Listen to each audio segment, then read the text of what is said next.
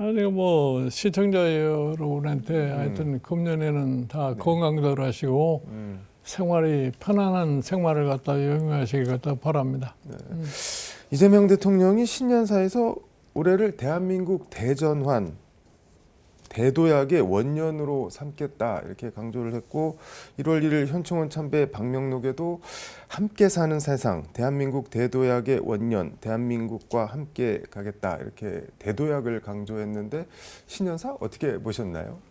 글쎄 뭐 구호 자체는 뭐 나무랄 데가 없다고 생각을 해요. 네. 그러나 대도약을 갖다 하기 위한 우리의 여건이 제대로 갖춰져 있느냐 이것에 대해서 조금 이 근본적인 문제에 대한 인식을 갖다 하시고서 하는 얘기인지 잘 모르겠어요. 인식을 하시고 하는 얘기인지 잘 모르겠다. 이거는 어떤 말씀일까요? 아니 그러니까 지금 우리나라의 경제 여건을 볼 것 같으면은 그렇게 간단한 상황이 아니에요. 과연 이와 같은 경제 여건을 갖다 가지고 네. 재도약이 가능할 수 있을 것인지 하는 것에 대해서는 약간 난 회의를 갖는 사람입니다.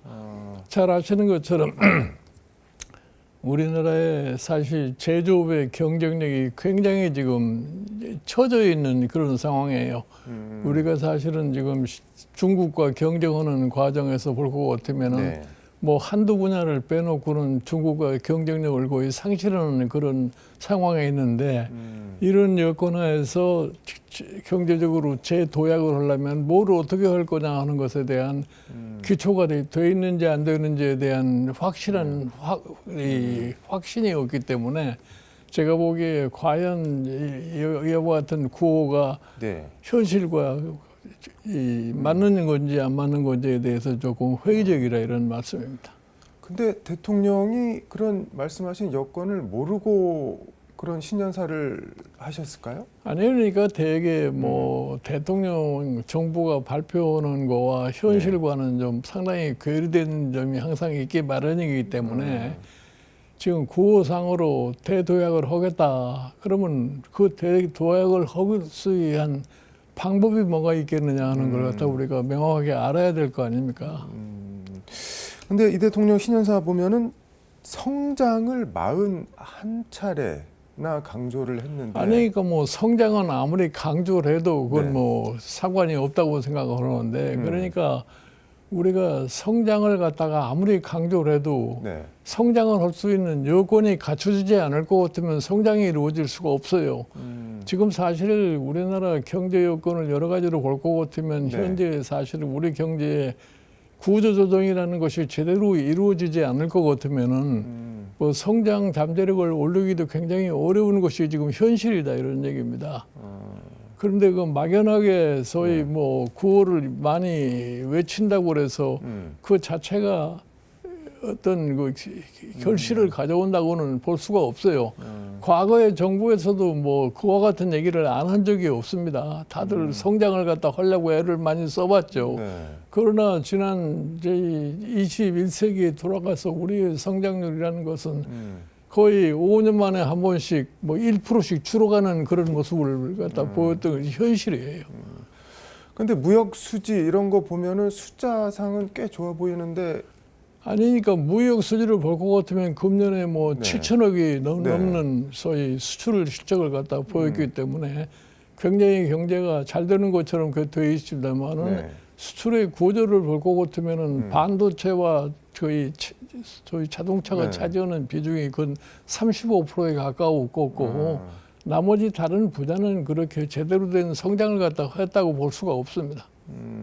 근데 5대 원칙, 이른바 성장 5대 원칙, 대전환 5대 원칙 중에 제일 큰 것 중에 하나가 대기업 중심 성장에서 모두의 성장으로 이런 구호가 있던데 이거 허망한 얘기인가요, 그러면? 아니 그러니까 대기업 중심의 성장에서 모두의 성장으로 하겠다고 하는 그 말 자체는 모순이 없어요. 네. 사실은 그렇게 해야만 된다고 생각을 해요. 왜냐하면 뭐 잘 아시다시피 우리나라가 가장 지금 심각하게 당면하고 있는 것이 뭐냐면은 양극화가 점점 심화되고 있는 이런 상황이거든요. 네.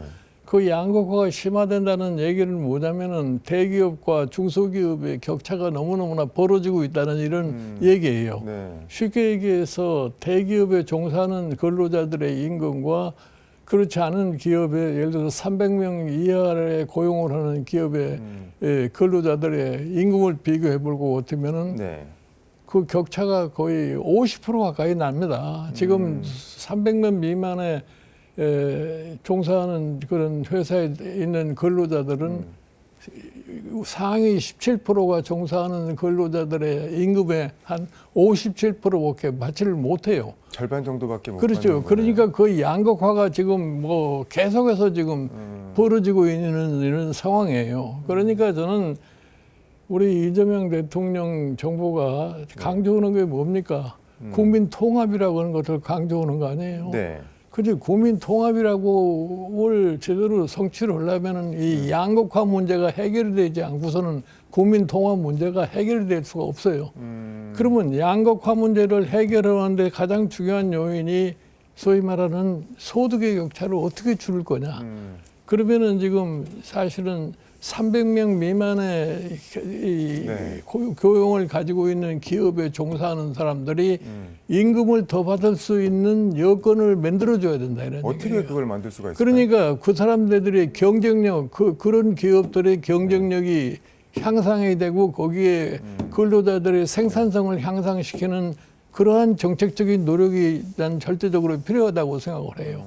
그런데 일반적으로 지금까지 보면은 네. 경제 성장을 강조하다 볼 것 같으면 쉽게 가는 것이 뭐냐. 대기업을 갖다가 몰아주기. 이제 몰아주면은 성장이 빨리 되니까 그쪽으로 가는 거 아니에요. 그런데 이제 왜 그런 현상이 생겨나느냐.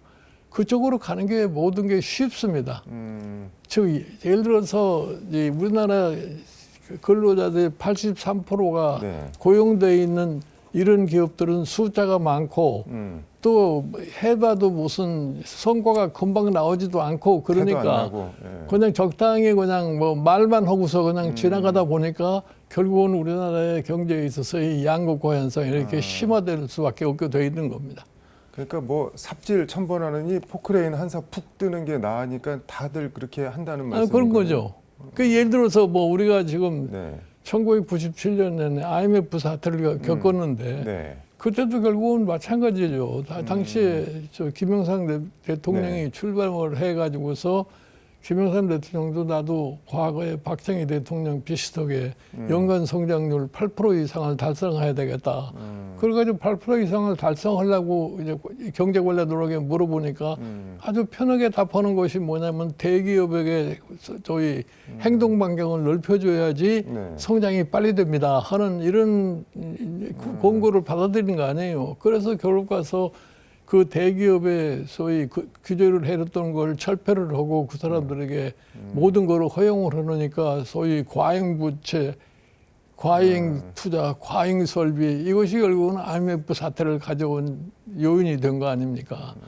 그러니까 사실은 지금도 또 결국은 그렇게 가지 않느냐. 제가 보기에 우리가 지금 21세기에 들어가지고서 우리나라의 경제 형태를 볼 것 같으면 보수가 집권하고는 진보가 집권하고는 별 차이가 없어요.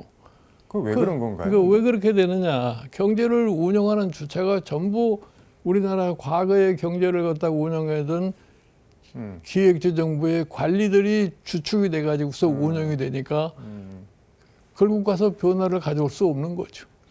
근데 이재명 대통령은 좀 다르지 않을까요? 살아온 궤적도 좀 다르고 그런데. 그러니까 이재명 대통령께서 지금 뭐 생각하는 것이 나는 과거와는 좀 다른 형태의 국가 경영을 해야 되겠다. 네. 이렇게 얘기를 갖다가 하고 있기 때문에 네. 조금 더 좀 기다려 봐야지 그 결과가 어떻게 되는지 알 수 있겠는데 하여튼 가급적 이재명 대통령이 초심에서 벗어나지 않고 그 처음에 생각했던 대로 저희 자기의 의지를 갖다가 실천할 수 있는 그러한 결기를 갖다 보여주지 않을 것 같으면은 지금 내놓은 뭐 5가지 원칙인가 이런 것도 나는 실행이 불가능하다고 봐요. 5가지 원칙 중에 첫 번째가 수도권 중심 성장에서 지방 주도 성장으로, 이건 어떻게 보세요? 뭐 수도권 중심의 성장에서 지방, 왜냐하면 지금 대한민국 국민의 52% 가까이가 수도권에 살고 있습니다. 네. 그럼 왜 대한민국 국민의 52%가 수도권에 모이게 됐는지 그 요인부터 봐야 될 거 아니에요. 왜 모이게 되는 걸까요? 모든 경제 활동의 주요 분야가 좀 뭐 수도권에서 이루어지니까 네. 저 생계 영위를 위해서 소득을 얻을 수 있는 곳이 수도권이라니까 다 수도권으로 모여드는 겁니다. 그러니까 쉽게 말하면 먹고 살려고. 그러니까 결국 가서 최근에 문제가 되어 있는 소위 주택 문제, 부동산 문제도 그래서 수도권에 너무나 집중되어 있기 때문에 생겨나는 현상이라고 생각을 해요. 그런데 지금의 상황에서는 이미 그거를 해소가 네. 굉장히 어려운 형태로 되지 않았나 생각해요. 이것도 상당히 어렵게 보시네요. 예, 그러니까 지금 실질적으로 뭐 네. 소위 첨단 기업이라고 하는 것은 전부 수도권에 집중하고 있지 않습니까? 예를 들어서 무슨 반도체라든가 무슨 네. 이러한 것들이 전부 다 경기도 서울 인근에 모여 있기 때문에 네. 사람이 그리 모일 수밖에 없는 거죠. 근데 집값이 뭐 강남 집값이 평당 1억, 2억, 이거는 어떻게 보세요? 그 정도 가치가 있는 건가요? 아니 근데? 그러니까 이 수도권에서 사람이 많이 모이고 수도권에서 소위 말하면 주거에 대한 수요가 늘어나는데 뭐 공급이 거기에 미치지도 못하고 그 허지가 결국 가서 집값이 올라갈 수밖에 없는 거죠. 부동산 문제, 그럼 이건 어떻게 풀어야 되는 건가요? 나는 사실은 그렇게 봐요. 이 사실은 부동산 투기 억제를 하기 위해서 뭐 간접적인 방법으로 금융과 재정을 갖다 많이 이제 사용을 하는데 네. 이제는 금융과 재정 가지고서 부동산 투기를 억제한다는 이제 한계에 봉착해서 그거 가지고는 이제 방법이 없다고 생각을 해요. 누른다고 해서 눌러지는 게 아니라는 말씀이네요. 정부가 이제 그거를 근본적으로 해결하기 위해서는 네. 아마 정부가 직접적인 개입을 하는 그러한 조치들을 취해야 되는데 그게 사실 우리나라의 시장 경제 원리 제차에 그렇게 쉽게 정부가 어떠한 조치를 취하기는 굉장히 어렵지 않나 이렇게 생각을 해요. 직접 개입이라는 건 뭐 어떤 거를 말씀하시는 건가요? 그러니까 뭐 이제 법률적으로도 뭐 제한을 하는 그런 방법을 갖다가 동원할 수도 있는 거죠. 법률적으로 예를 들어서 네. 뭐 이제 서울시에 뭐 1가구 2주택 그러니까 뭐 일가구 주택이 가지는 사람들이 더 이상 자기 집을 갖다 그대로 가지고서는 더 이상 주택을 갖다가 구입하지를 못하게 한다는 이러한 조치를 취할 수도 있어요. 근데 그거는 사실 기본적으로 네. 재산권에 대한 문제가 생기기 때문에 뭐 이게 발동하기가 굉장히 어려운 상황이 아닌가 이렇게 봐요. 그러니까 가장 중요한 게 뭐냐면 수도권에 너무나 사람을 집중시키다 보니까 모든 그러한 문제들이 터져나올 수밖에 없게 된 겁니다. 국가 균형 발전, 지역 균형 발전, 이거는 그러면은 뭐 어떻게 해야지 이게 아니 되는 그러니까 건가요? 지금 이제 국가가 균형 발전을 갖다 네. 하기 위해서 수도권 인구 억제를 하기 위해서 뭐 행정 수도를 지금 세종시로다 옮기고 뭐 국영기 업체들이 뭐 전부 지방으로 분산되고 이렇게 됐지만 결국 가서 거기에 종사하는 사람들이 두 집 살림들을 하는 그런 형태로 바뀌고 있지 않습니까? 뭐 서울에 살면서 그냥 직장만 지방에 갖고 있는 그런 모습을 보이고 있는 거죠. 그럼 어떻게 해야 되나요, 그거를? 아니 그러니까 뭐 그게 지금 과거 정부에서 한 일이기 때문에 지금 어떻게 할 방법은 없는데 소위 소득이 생성할 수 있는 생산 시설을 갖다가 대부분 지금 수도권에다 모아놓고 있기 때문에 그런 현상이 생기는 거예요. 그러니까 예를 들어서 지금 같이 뭐 교통이 발달되고 통신이 발달되는 이런 상황에서 네. 모든 기업이 수도권에만 집중해야 된다는 그 논리가 성립할 수가 없는데 결국 가서 이 수도권을 선호하는 그 대기업들의 로비 활동에 정부가 거기에 따라가서 결국 가서 오늘과 같은 현상을 만들어 놓은 거죠. 근데 이재명 대통령이 서울은 경제 수도로, 중부권은 아니 그러니까 행정 수도로. 서울을 경제 수도로 만든다고 하면 네. 수도권에서 사람이 더 많이 모일 수밖에 없는 거죠. 아, 그게 그렇게 되는 건가요? 아니 그러니까 돈이 생성되는 곳에 사람이 모일 수밖에 없는 거기 때문에 수도권을 갖다가 경제로 이렇게 경제 중심으로다가 만들겠다고 하는 얘기는 결국 가서 네. 수도권에 결국은 사람을 더 유인한다는 요인밖에 다른 얘기를 할 수가 없는 거죠. 패러다임 대전환 얘기도 대통령께서 말씀하시던데 뭐를 어떻게 전환해야 될까요? 파라다임 개선은 그 과거와 같은 정책의 패턴에서 다른 정책을 하겠다고 이런 것이 이제 파라다임의 네. 변화를 갖다 가져온다는 얘기인데 그 파라다임의 변화라는 것이 말하는 식으로 그렇게 쉽지가 않아요. 쉽지 그리고 않아도 해야 되는 사실은 거죠. 지금 그거를 변화를 시킬 수 있는 준비된 어떤 사람들이 있어야 되는데 네. 지금 우리나라의 경제 정책을 이끌어가는 사람들의 면모를 볼 것 같으면은 네. 과거의 경제 정책을 하는 사람들하고 별다른 차이를 보일 수가 없다고 나는 봐요. 김용범 정책실장 이런 분은 조금 생각이 좀 아니 뭐 김용범 정책실장도 결국 가서 그 재무부 기획재정부에서 뼈가 자란 사람이기 때문에 뭐 그게 특별하게 새로운 걸 기대할 수가 나는 없다고 생각을 합니다. 근데 뭐 사람이 어느 날 갑자기 하늘에서 뚝 떨어지는 건 없는 거잖아요. 아니 있는- 그러니까 예를 들어서 우리나라의 경제 운영을 하는 데 있어서 사실 정치권에서 경제 운영을 할 수 있는 능력 있는 사람이 나타나 가지고서 그 사람이 자기가 사실 준비를 해 가지고서 내가 그 저런 자리에 가면은 나는 어떻게 하게 됐다는 그런 보관이 있는 사람이 있어야 되겠는데 그런 사람은 저는 지금 나타나지 않고 있잖아요. 그러니까 지금 모든 정부가 이 경제 정책을 운영하는 사람을 기획하는 데서 보면은 전부가 다 기획재정부 출신들이 다 주요 포스트를 잡고 그 사람들이 운영하는 거 아닙니까? 지금 예를 들어서 보면은 뭐 부총리도 그렇고 지금 청와대 정책실장도 그렇고 뭐 금융위원장도 그렇고 전부가 다 같은 소스에서 나타나는 사람들이다 이런 얘기예요. 그러니까 사고에 별다른 변화를 갖다 기대할 수가 없는 거예요.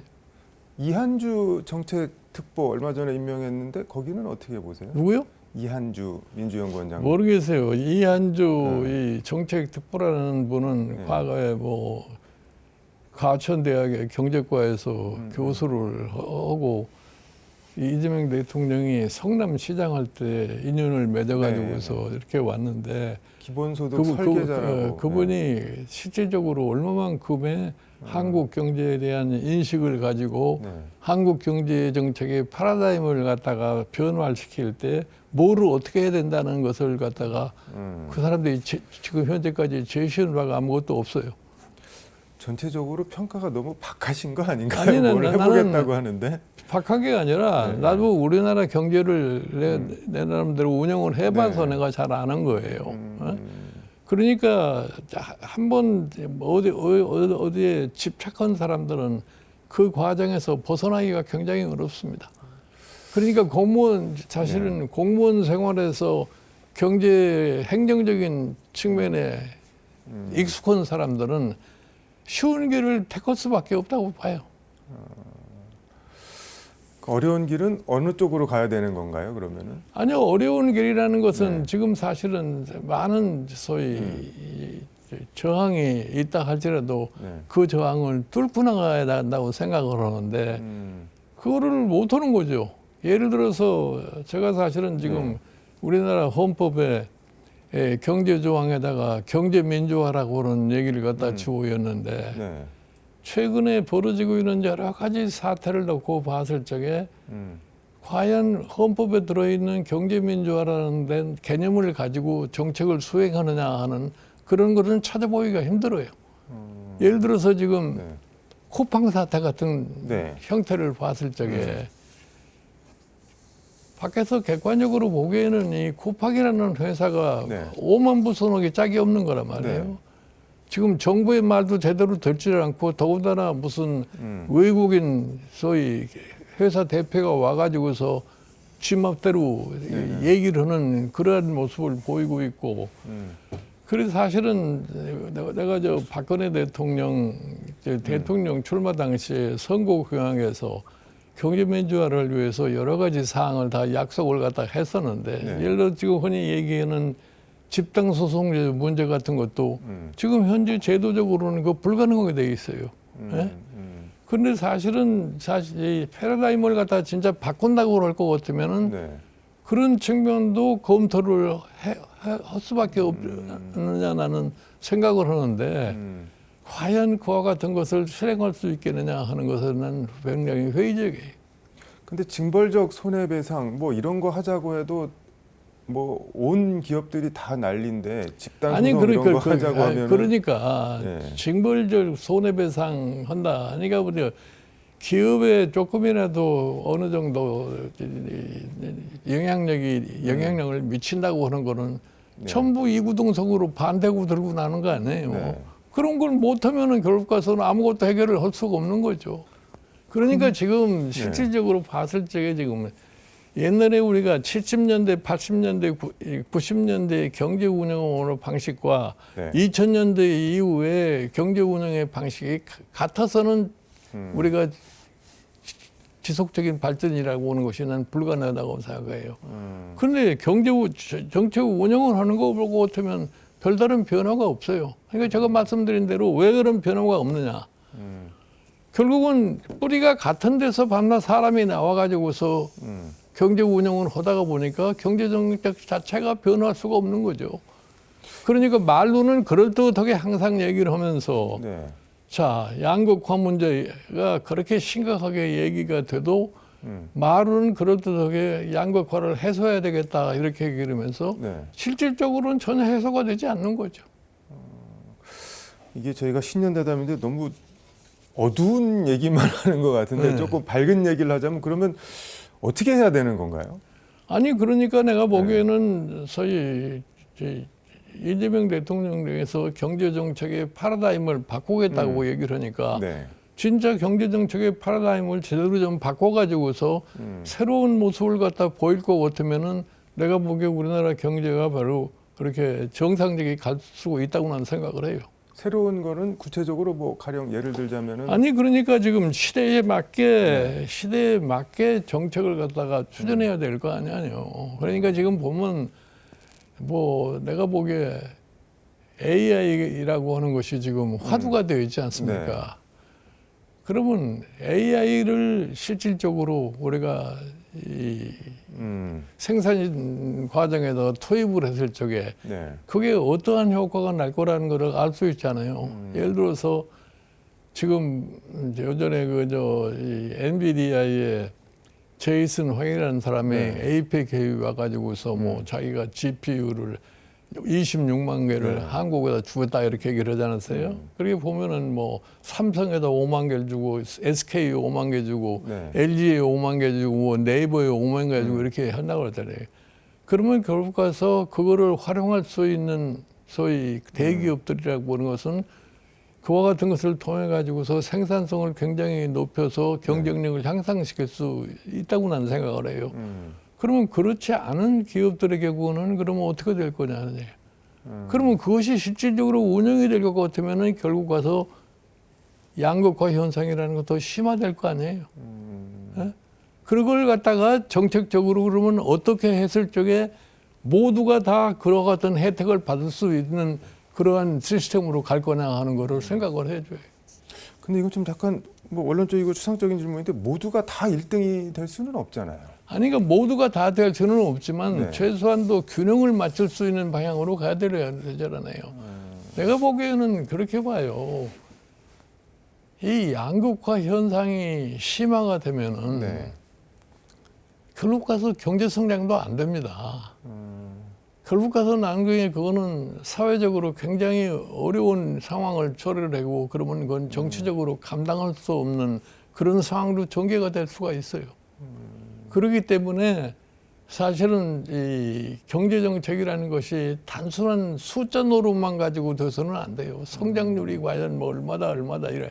지금 와서는 아무리 노력을 해봐도 지금 1%대 성장률을 넘어서도 갈 수가 없는 그런 경제 여건이 되는 것이 현재 우리나라의 경제 상황이라고 보시면 됩니다. 그러니까 숫자가 아니라 질이 중요하다는 아니요, 말씀이에요. 당연한 거죠. 그러니까 사실은 경제 정치의 본질이 뭐냐?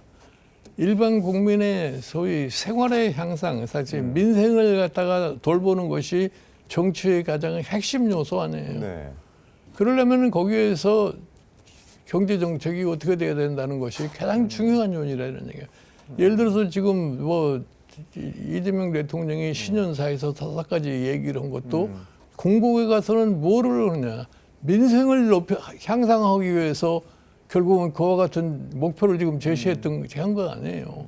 그러면 거기에 맞춰서 가려면 그 안에서 어떻게 정상적인 조화가 이루어지는가를 생각을 해줘야죠. 저는 그 TV 프로그램 극한 직업 보면은 뭐, 야, 저거를 어떻게 매일 할 수 있을까? 그리고 저렇게 해서 한 달에 얼마나 받을까? 뭐 그런 생각이 들긴 하는데 그런 분들도 어쨌든 잘 먹고 잘 사는 그런 나라가 돼야 되는 거잖아요. 아니, 그러니까 뭐 네. 사실은 뭐 우리가 뭐 외형적으로 멋있다 이렇게 얘기를 갖다가 한다. 우리가 사실은 뭐 세계 몇지다 이런 얘기를 많이 하는데 그 자체가 별로 나는 게 중요하다고 생각하지 않아요. 잘 아시다는 것처럼 우리가 일본이 1980년대 어땠습니까? 그때는 일본이 세계적으로 가장 훌륭한 나라라고 얘기를 하지 않았어요. 네. 그러나 그런 나라가 지금 90년대에 들어와 가지고서 지금 잃어버린 30년이 됐다고 얘기를 하잖아요. 그런데 지금 최근에 우리의 전반적인 들떠있는 상황을 볼 것 같으면 저는 항상 그렇게 얘기를 해요. 일본의 80년대 말하고 비슷한 상황이 아니겠느냐. 그래서 이거를 제대로 해나가지 못할 것 같으면 우리도 일본처럼 그와 같은 이 사례를 반복할 수밖에 없다. 그러니까 우리가 어떻게 보면은 네. 자 저출산의 아주 초고령화 사회. 네. 그게 일본이 결국 가서는 그 문제에 봉착해 가지고서 그거를 정치적으로 해결하지 못해서 결국은 90년대에서부터 지금까지 30년 동안 헤매고 있는 상황 아닙니까? 그러니까 우리는 그와 같은 것을 피하려면은 뭐를 어떻게 해야 되느냐. 이것이 나는 1차적으로 가장 중요하다고 생각을 해요. 근데 정치인이나 정당 입장에서는 뭐 20년, 30년 뒤가 아니라 당장 뭐 올해 지방선거, 뭐 내후년 총선 이런 거를 염두에 둘 수밖에 없잖아요. 아니 그러니까 사실은 정치가 항상 단기적인 성과만 생각을 하니까 네. 그렇게 장기적으로 생각을 안 한다고 생각하지만 최소한도 대통령이 되시는 분은 사실은 5년 임기에 자기 일을 하는 거 아닙니까? 네. 그러니까 나는 저희 대한민국을 위해서 대통령으로서 무엇을 남기고 가야 되겠다 하는 생각을 할 거 아니에요. 그렇다고 볼 것 같으면 대통령 스스로는 그렇게 너무나 단기적인 측면에만 국한해서 할 필요가 나는 없지 않나 이렇게 보고요. 그럼 이재명 대통령이 이거 하나는 꼭 남기고 가야 한다. 흔적을 남기고 가야 한다. 흔적이라기보다는 업적 그런 게 있다면 뭐가 있을까요? 나는 내가 보기에는 그렇게 생각을 해요. 우리가 지금 뭐 말이 진보 정권, 보수 정권 이렇게 얘기를 하는데 네. 결국 가서 보면은 보수 정권이나 진보 정권이나 별다른 차이가 없어요. 어? 네. 그러면은 소위 진보 정권이 주로 뭐에 포커스를 맞춰서 했을 적에 성공할 수 있을 것인가 하는 걸 생각을 해볼 거 아니에요. 네. 나는 사실은 이재명 대통령이 성공을 하려면은 네. 지금 이 양극화된 사회를 갖다가 최소한도 어느 정도 완화를 시키는 업적을 남기면은 나는 성공했다고 본다고요. 본인이 이른바 손용공 출신인데 뭐 노력을 하시지 않을까요? 아니 그러니까 제가 보기에는 이재명 대통령이 그런 방향으로 갈 수밖에 없지 않느냐 이렇게 생각을 해요. 이해운 전 국민의원 초대 기획예산처 장관 발탁 이건 어떻게 보셨어요?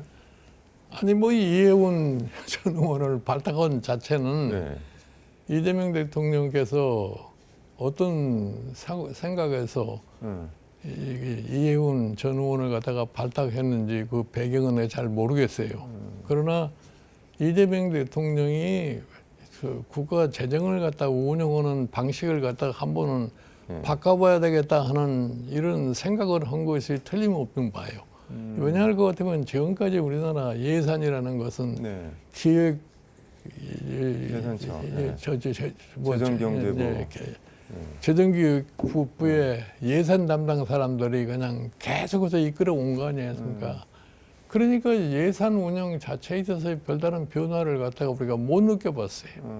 그러니까 이제 이재명 대통령이 자기가 추구하는 소위 정책을 갖다가 제대로 실행을 하려고 할 것 같으면 예산을 어떻게 운영하느냐가 굉장히 중요한 거라고 생각을 해요.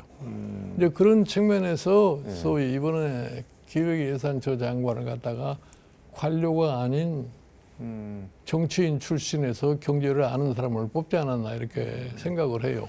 근데 뭐 국민의힘에서는 뭐 배신, 배반, 뭐 가롯, 유다. 아니 그거는 뭐 이제 국민의힘에서 자기 당의 소속 사람을 갖다가 갑자기 장관을 시키니까 뭐 배신이라고 그러지만 나는 그 자체는 별로 문제가 된다고 생각하지 않아요. 근데 민주당에서도 아니 우리 당에 사람이 없냐 왜 굳이 뭐 그거야 뭐 대통령의 뜻에 따라서 따르는 거지 무슨 뭐 그건 뭐 불만은 가질 수 있지만 그렇게 크게 문제가 될 상황이라고 보지 않아요. 근데 무슨 뭐 갑질 보장한 갑질 논란도 나오고 뭐 폭언 뭐 이런 것도 나오는데 그 갑질 논란이라는 거는 그 이해운 의원 개인의 문제이기 때문에 그건 뭐 청문회 과정에서 어느 정도 그것이 부각이 될지 모르지만 그건 본인이 알아서 처리할 상황이 아닌가 봐요. 근데 어쨌든 발탁은 잘 하신 거라고 내가 보기에는 뭐 그 발탁의 배경 자체는 내가 잘 모르겠는데 그 기획예산부 장관을 갖다가 그런 사람을 갖다 한번 택했다고 하는 자체는 나는 좀 획기적이라고 생각해요. 아, 시도 자체는 참신하다. 김병기 의원, 강선우 의원 논란 2022년 4월 지방선거 공천 때 뭐 강선우 의원 보좌관인가가 뭐 시의원 나오려고 하는 사람한테 1억 원 뭐 받아서 보관하고 있다가 이제 그 사람이 공천에 탈락할 것 같으니까는 내 돈 1억 먹고 이게 뭔 일이냐 이렇게 항의를 한 것 같은데 그러니까는 공관이 간사였던 김병기 의원한테 상의를 해서 저 좀 살려주세요 막 그러면서 울면서 그러던데 그거 어떻게 보셨어요? 근데? 글쎄요, 나는 뭐 그거는 좀 상식 이하의 짓을 하지 않았나 이렇게 생각을 하는데 예를 들어서 이 의원이 자기 지역의 시의원이나 뭐 구의원을 갖다가 뽑는데 뭐 영향력을 행사한다는 건 뭐 있을 수가 없지만 거기에서 뭐 검증이 왔다 갔다 했다고 하는 것은 지금 옛날도 아니고 지금 같은 시대에 좀 뭐 상상하기 어려운 짓을 하지 않았나 이렇게 봐요. 근데 저는 김병기 의원이 국정원 옛날에 안기부 시절부터 근무했던 국정원맨인데 저번에 한번 봤을 때 차에서 내리는데 그 뒷좌석에서 안 내리고 앞좌석 조수석에서 내리길래 아니 왜 거기 타고 오셨냐 그랬더니 아 뒷좌석 오른쪽 뒷좌석은 저 암살 표적이 된다 국정원에서 그렇게 배웠다 뭐 이런 얘기를 하는데 이게 강선우 의원 대화만 녹음을 했겠냐 뭐 민감하고 예민한 거 있으면 그냥 버릇대로 다 녹음을 했지 않을까 그래서 지금 의원들이 멘붕이라 그러는데 민주당 의원들이 그거 어떻게 보세요? 글쎄요 요새 뭐 소위 녹음 기술이 핸드폰을 통해 가지고 많이 발달이 됐기 때문에 사실은 이 공직에 종사하는 사람들은 항상 조심을 해야 되는데 그런 것에 대해서 별로 이렇게 크게 걱정은 안 하고서 행동을 하다 보니까 지금과 같은 사태가 벌어지지 않나 이렇게 생각을 해요. 근데 지금 어쨌든 원내대표 사퇴를 했는데 이제 그동안 정청래, 김병기 투톱 체제로 운영이 됐는데 정청래 대표가 좀 더 세지는 거 아닐까요? 뭐 친명, 친청, 뭐 명청대전 이런 얘기가 계속 나오는데 그건 어떻게 보세요? 명청대전. 아니 그러니까 뭐 저희 정청래 대표는 대표로서의 당을 위해서 뭐 그 사건 처리하는 과정에서 강경하게 할 수밖에 없지 않나 이렇게 생각해요. 장동혁 대표 체제 국민의힘 이건 어떻게 보세요? 평가를 하신다면은? 나는 장동혁 대표는 과연 저분이 정당의 대표로서의 참 역할을 제대로 하고 있는지에 대해서 상당히 회의적인 사람이에요. 예를 들어서 지금 지자체 선거가 지금 5개월밖에 안 남았는데 여러 가지 상황이 지금 국민의힘이 굉장히 불리한 여건에 놓여 있다고 봐요. 네. 그런데 그 불리한 요건이 뭐냐할 것 같으면 당이 제대로 정비가 되지 않고 그 정비가 되지 않는 원인은 뭐냐면은 지금 윤석열 대통령의 계엄 사태와 그다음에 탄핵 사태 이후에 있어서 이 당이 그 문제에 대한 완전한 지금 이 결별을 하지를 못하고 뭐 장동혁 대표라는 분이 소위 탄핵 옹호 세력, 소위 계엄 옹호 세력, 탄핵 반대 세력에 의해서 이 대표가 됐기 때문에 그 틀에서 지금 벗어나지를 못하기 때문에 당을 추스르지를 못하고 있는 거죠. 아니 근데 윤석열을 끌어안고 가서 얻을 게 뭐가 있는 건가요? 장동혁 대표나 국민의힘이나? 아니 그러니까 지금 이제 윤석열 대통령은 이미 지나간 사람 아니에요. 지난 4월 4일 탄핵으로 인했기 때문에 사실은 장동혁 대표는 그 이전에 모든 상황은 다 잃어버리고 새로운 상황에 적합하게 당을 운영을 해야 되는데 그걸 지금 못하고 있기 때문에 결국은 당 내부가 그냥 혼란에 빠져 있을 수밖에 없는 거죠. 그러니까 저는 궁금한 게 그거를 왜 절연을 못하는 건지 안 하는 건지. 아니 그러니까 그거를 정리를 하려면은 장동혁 대표는 자기 스스로의 정체성에 반한다고 생각하니까 그걸 못하는 거죠. 자기가 저희 윤석열 대통령 옹호 세력의 지지에 의해서 당 대표가 됐기 때문에 거기에서 스스로 해방을 못하는 겁니다. 아니 일단 지금 당 대표가 됐으니까 이제 뭐 되기 전이야 뭐 그렇다고 하더라도 의지했다고 하더라도. 아니 그건 우리가 소망하는 거 이제 그렇게 변화했으면 하는 거지만 본인 스스로가 변화를 못하는 거예요. 정치인 인물평을 좀 여쭤보겠습니다. 김민석 국무총리 어떻게 보세요? 평가를 하신다면? 뭐 김민석 총리는 뭐 총리로서의 역할을 지금 하고 있는 건데 내가 보기에 뭐 그분도 지금 자기 나름대로의 무슨 목표가 있을 거 아닙니까? 대통령 꿈을 꾸지 않고 총리를 하고 난 다음에 뭐를 할 거냐 뭐 예를 들어서 차기 대통령 꿈도 꿀 수 있고 차기 뭐 당대표 꿈도 꿀 수 있고 이렇게 얘기를 해요. 근데 내가 보기에 김민석 대표도 내가 보기에는 좀 예전에 뭐 대통령 임기 5년이 너무 뭐 짧은 것 같다고 하는 난 이런 얘기를 하는 걸 보니까 이분도 조금 문제가 있다고는 생각을 해요. 어떤 점에서? 아직은 헌법상에 대통령은 5년 임기면 끝나게 돼 있는데 5년 임기가 짧다고 그러면 뭘 어떻게 하는 게? 그만큼 뭐 이 대통령이 잘하고 있다 그런 말 아닐까요? 아니 대통령 잘하고 있다는 뜻은 그건 뭐 나는 다른 표현으로 표현할 수 있지만 대통령 임기 5년이 짧다 하는 얘기는 무슨 얘기래요?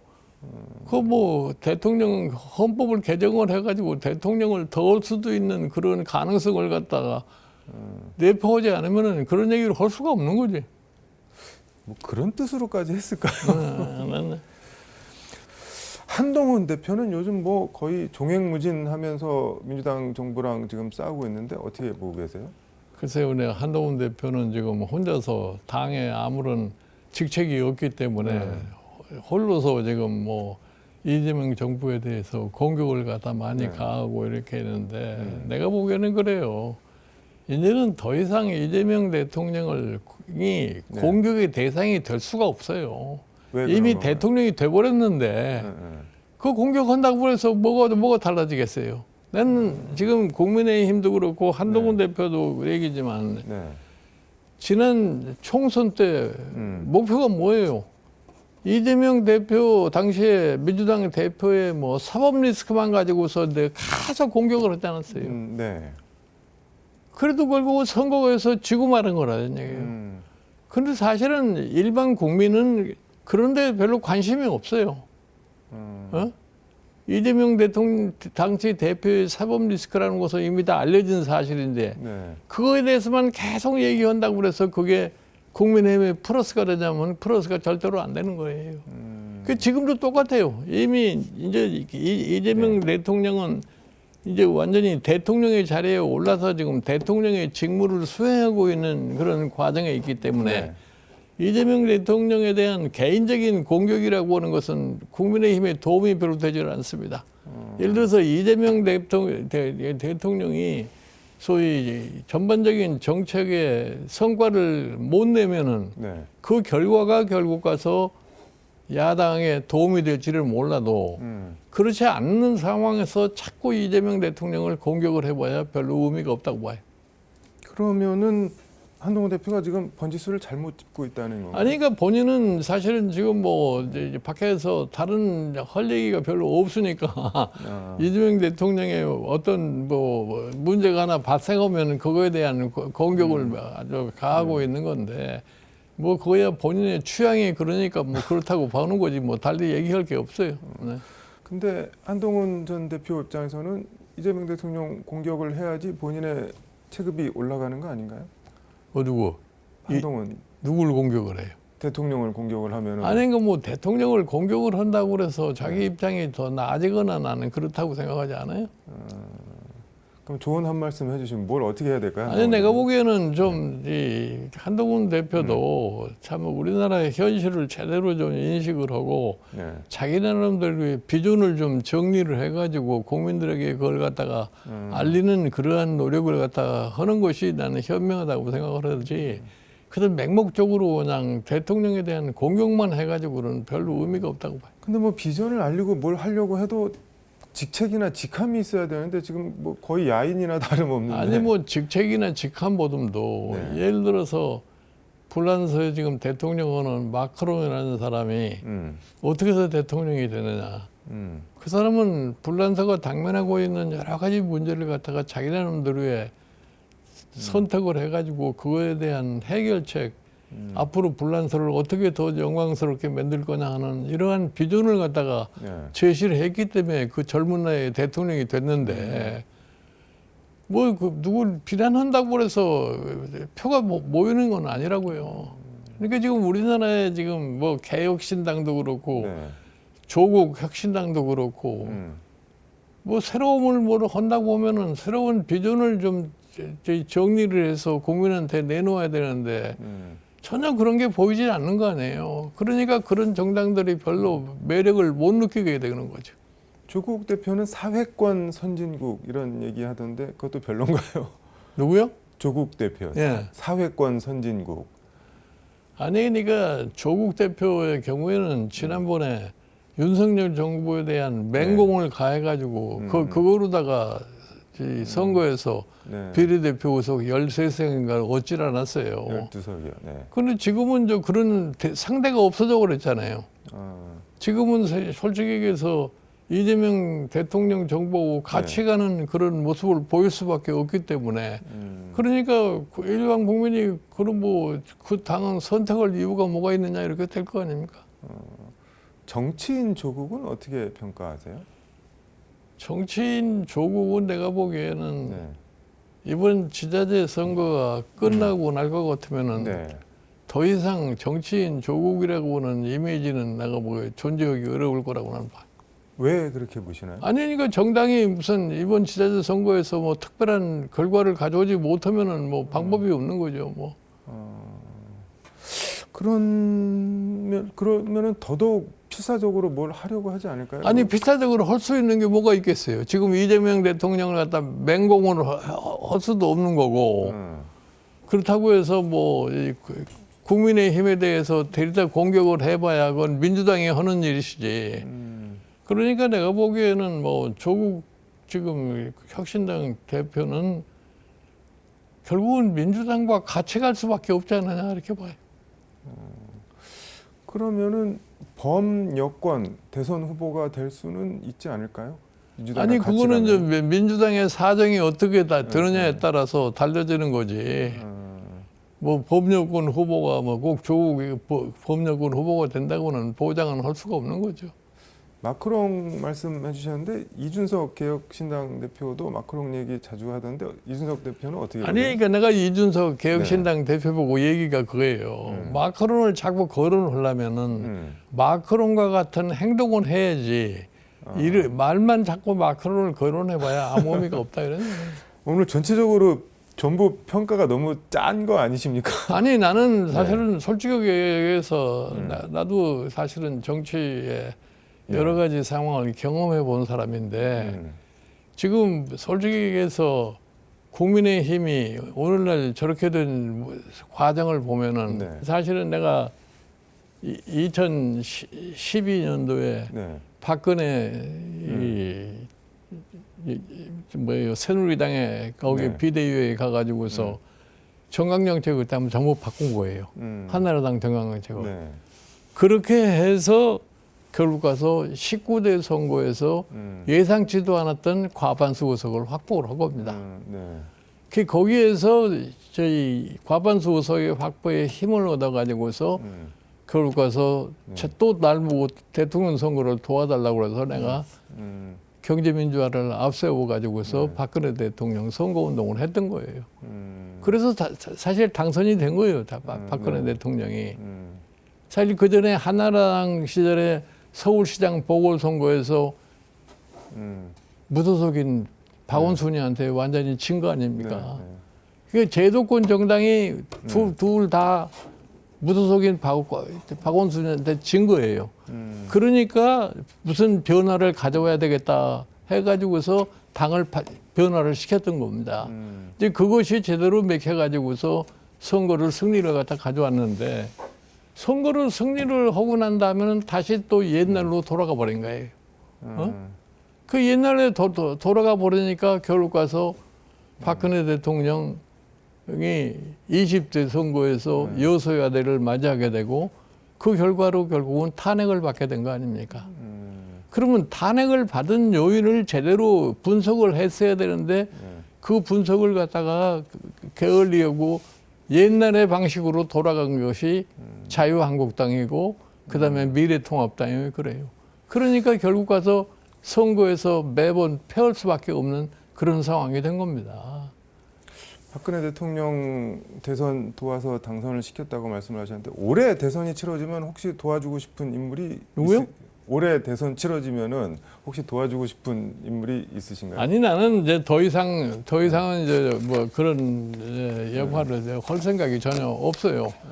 뭐 지금 뭐 사실은 내가 윤석열 대통령의 경우에도 참 왜 저 사람이 그런 좋은 기회를 갖다가 완전히 망가뜨려 버려가지고 오늘날 저런 모습이 됐느냐 하는 것에 대해서 내가 나름대로 생각을 하는데 뭐 좀 제대로 좀 남의 말을 좀 귀담아 들을 생각을 갖다 해야 되는데 대통령이 되면은 결국 가서는 어떤 생각을 하냐면 대통령이면 헌법상에 주어진 권한에 따라서 내 마음대로 모든 걸 다 하는 거지 다른 얘기를 갖다 들을 필요가 없다고 하는 이런 사고를 갖기 때문에 방법이 없어요. 별의 순간 많이 말씀하셨는데 혹시 별의 순간이 보이는 정치인 뭐 있을까요? 아니 나는 사실 윤석열 대통령에 대해서 그 사람이 검찰총장 때 내가 2021년 2월 달에 어느 방송에 나와서 윤석열 검찰총장이 별의 순간을 잡은 것 같다 이렇게 얘기를 갖다 한 적이 있어요. 근데 그때는 사실은 국민의힘 내부에 마땅한 대통령 후보감이 없는 거예요. 그러니까 대통령 후보감이 없는 정당이라고 하는 것은 소위 불임정당이라고 얘기를 하잖아요. 그러니까 외부에서라도 사람을 차출을 해가지고서 대통령 후보를 만들어야 된다고 하는 이런 생각을 해서 당시에 뭐 여론조사상에 나타난 가장 여론조사상에 지지도가 높은 사람이 윤석열 검찰총장이었다고. 그렇게 해서 저 사람이 별의 순간을 잡을 거라고 생각을 했는데 결국은 별의 순간을 잡았다가 아무것도 안 해버렸기 때문에 별의 순간을 잡았다고 할 수가 없게 돼버리는 사람이냐. 지금은 그런 사람이 그래서 있나요? 지금은 내가 보기에는 뭐 그런 사람이 전혀 보이질 않아요. 뭐 여러 잠재적 대권 주자가 거론되고 있는데 전혀 아니라고 보시는 건가요? 내가 보기에는 뭐 지금 대권 주자라고 하는 사람은 지자체 선거가 끝나고 다음에 이제 총선 정도 그 무렵에 가야지 이제 한두 사람씩 나타나는 거지 지금으로서는 전혀 보이질 않는다고요. 지금 극단 진영 정치 자기 우군만 바라보고 가는 정치 이런 지적 비판이 많은데 이거는 어떻게 해소를 할 수 있을까요? 그런데 내가 보기에 이제 극단으로 가는 정치라고 하는 것은 절대 성공을 할 수가 없어요. 근데 왜 그쪽으로 갈까요? 그러니까 성공할 수 내가 보기에는 지금 뭐 이 극단으로 갈 수밖에 없는 게 뭐냐면은 윤석열 대통령 탄핵 이후에 국민의힘이 지금 변화를 하지 못하기 때문에 극단을 치달릴 수밖에 없게 돼 있는 거예요.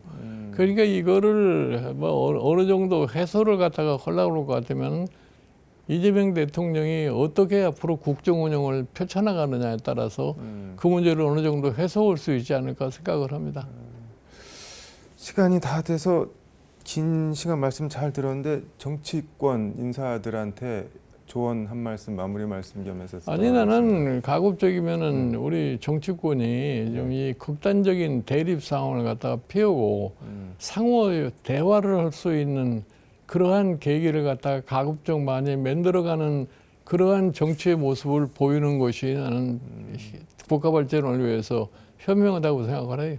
근데 대화 타협도 필요해야 하는 거지 필요 없다고 생각하는 거 아닐까요? 지금? 아니 그러니까 뭐 대화가 필요 없다고 생각하면은 민주 정치를 할 수 없다는 얘기고 똑같은 얘기죠.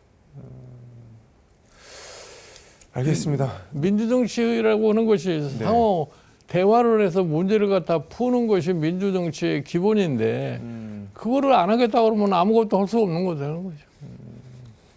좀 새겨 들었으면 좋겠습니다. 우리 정치권이. 오늘 말씀 여기까지 듣도록 하겠습니다. 고맙습니다.